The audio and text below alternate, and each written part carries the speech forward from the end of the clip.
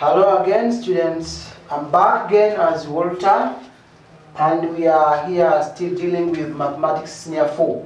Ladies and gentlemen, we started last time fundamentals of trigonometry, and we have seen the concept of trigonometry last time. Ladies and gentlemen, we are still talking about the concept of trigonometry, and it is like the introduction of what we are talking about as trigonometry, ladies and gentlemen. Ladies and gentlemen, I'm now here back on the second lesson. If you have not seen the first lesson, I invite you to visit the YouTube channel, which is Ikaram TV, and you can follow the previous video, and you can now follow the next one.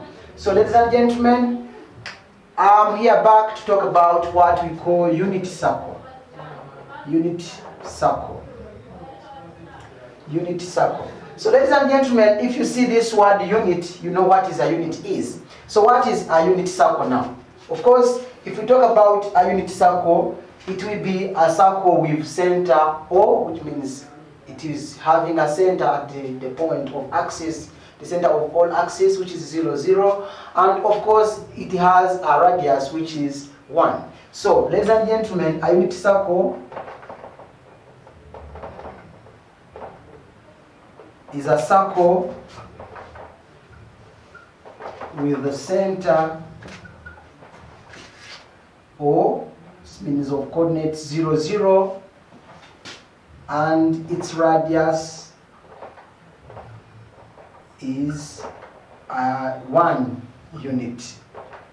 It means that a unit circle, ladies and gentlemen, it is a circle with center O, which means it has coordinate 0, 0 as center, and this circle has a radius which is 1 unit.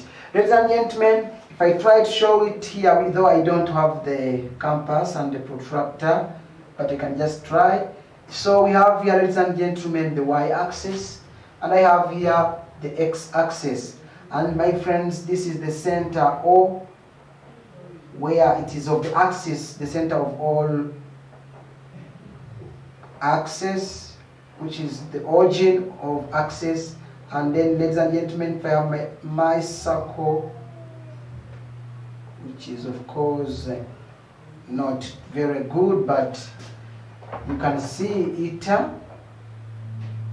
You have maybe the materials, you can make a good circle. So here, ladies and gentlemen, this is the center O, where it has coordinate 0, 0.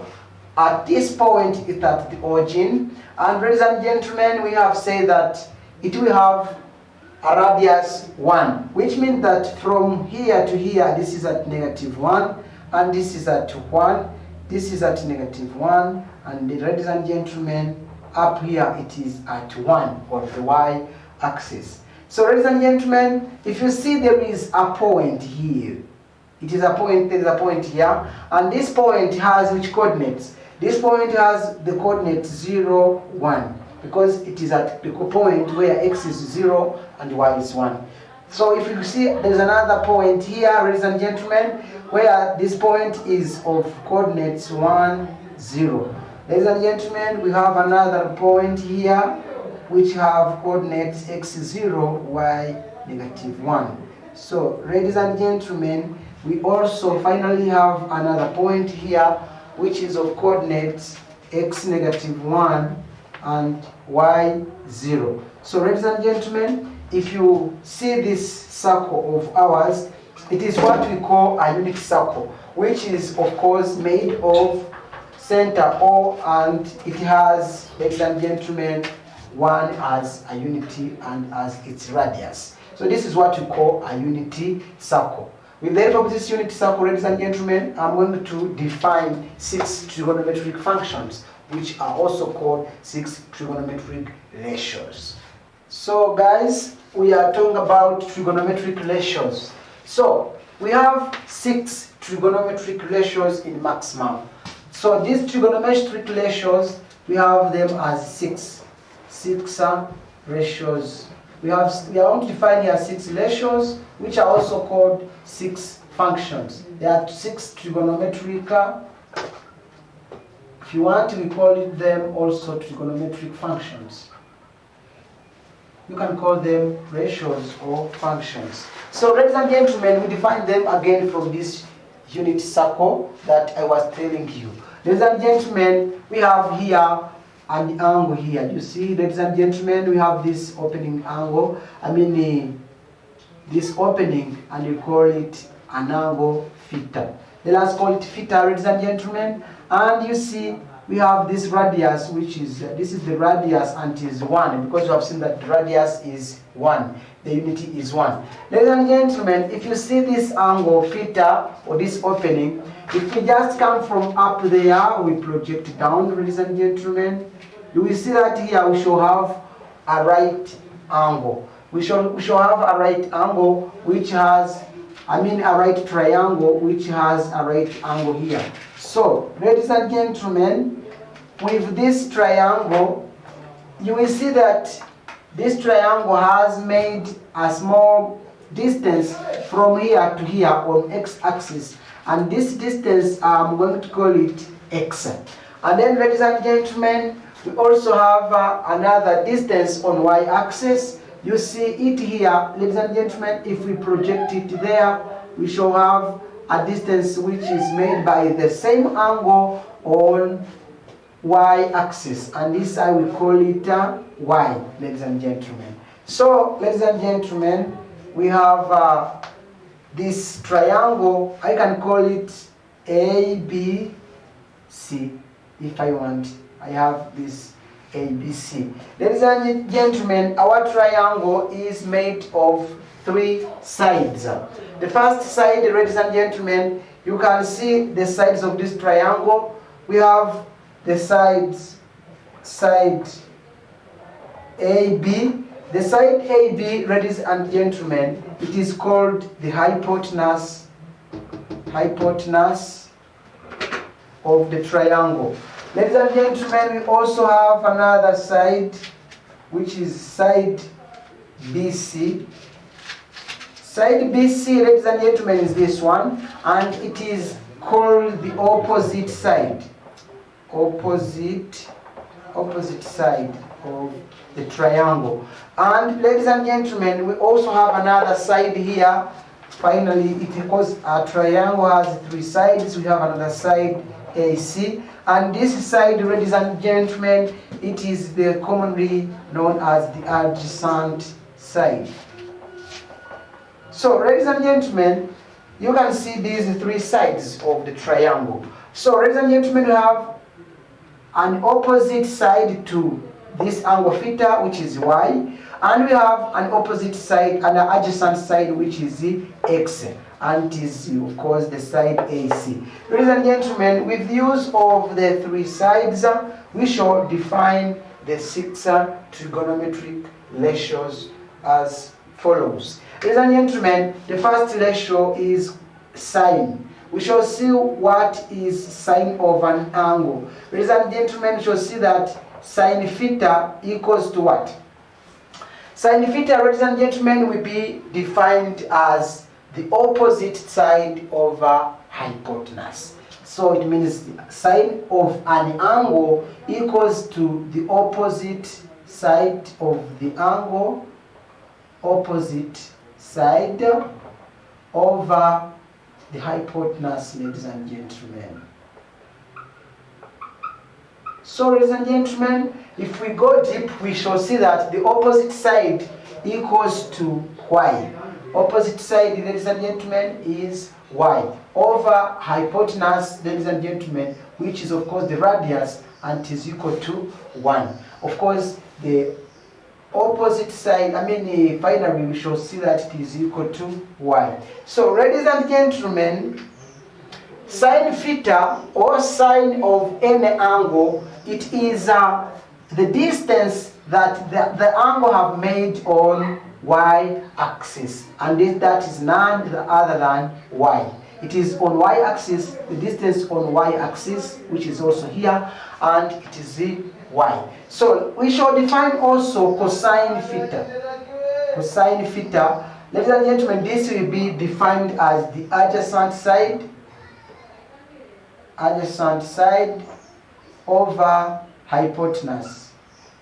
The hypotenuse of the triangle. This is none other than x over 1. Of course, because the hypotenuse is always 1, and this is equal to x. So, ladies and gentlemen, we shall define the cosine of an angle as the distance that the angle has made. Of course, every angle will make two distances, one on y-axis and another one on x-axis. The one on y-axis, ladies and gentlemen, will be called the opposite side of the angle, and that distance is what we call sine of the angle. And the one on x-axis, it is what we call cosine of the angle. Ladies and gentlemen, we are going to define also tangent theta. Tangent of an angle, ladies and gentlemen, it will be, of course, opposite side over adjacent side. And ladies and gentlemen, this will mean that the opposite side, we have seen that the opposite side is equivalent to y. That is y. And the adjacent side is equivalent to x. So this is y over x. So ladies and gentlemen, you shall see that tangent of an angle theta is equal to y over x. Or we can say that it is equal to what? Y, of course, it is what we have seen as sine theta. So we have now, it will be sine theta over cosine theta, ladies and gentlemen. That's why we shall see always that tangent theta equals to sine theta over cosine theta. It is the ratio between the opposite side over the adjacent side. So I will also define for you cotangent theta, ladies and gentlemen. Cotangent theta will be none other than the inverse of this. It is the adjacent side. The adjacent side, ladies and gentlemen, over opposite side.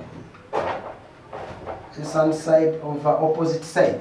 Ladies and gentlemen, of course, this will be, if we put in terms of x and y, it will be, of course, x over y, and this is cos theta over sine theta. So if you observe the two ratios, tan theta and cotangent theta, you will see, ladies and gentlemen, that one is the inverse of the other one. Either cotangent theta equals to 1 over tan theta, or tan theta equals also 1 over cotangent theta, inverse of one another. It is y over x for tan, and if we will make it 1 over tan, it will become now x over y, which is cotangent. So ladies and gentlemen, you can just see how it is very easy to even understand these four first ratios. So we are going to see other two last ratios of trigonometry. So ladies and gentlemen, number 5 will be secant theta. Ladies and gentlemen, secant theta, or secant of an angle theta, it is none other thing than hypotenuse, the ratio of the hypotenuse of the triangle over, ladies and gentlemen, over adjacent side. No, is it adjacent? No, yeah, adjacent side. So guys, I was telling you that secant of an angle theta is hypotenuse over adjacent side, and this is equal to 1 because the hypotenuse is 1 as radius, and adjacent side is, of course, ladies and gentlemen, it is x, and this is 1 over cosine theta, because you have seen that x is equal to cosine theta. So ladies and gentlemen, I will also tell you about cosecant, that is cosecant theta. And we shall see that cosecant theta, ladies and gentlemen, equals to hypotenuse over opposite side. So ladies and gentlemen, this is 1 over y, and you can see it is equal to 1 over sine theta. Ladies and gentlemen, these are the 6 trigonometric ratios of trigonometry, and we have one as sine theta, cosine theta, we have tan theta, we have also cotangent theta, we have secant theta, and we have cosecant theta. All of these are 6 trigonometric ratios, but we also call them 6 trigonometric functions. So ladies and gentlemen, you have noticed something. You have a notice here, ladies and gentlemen.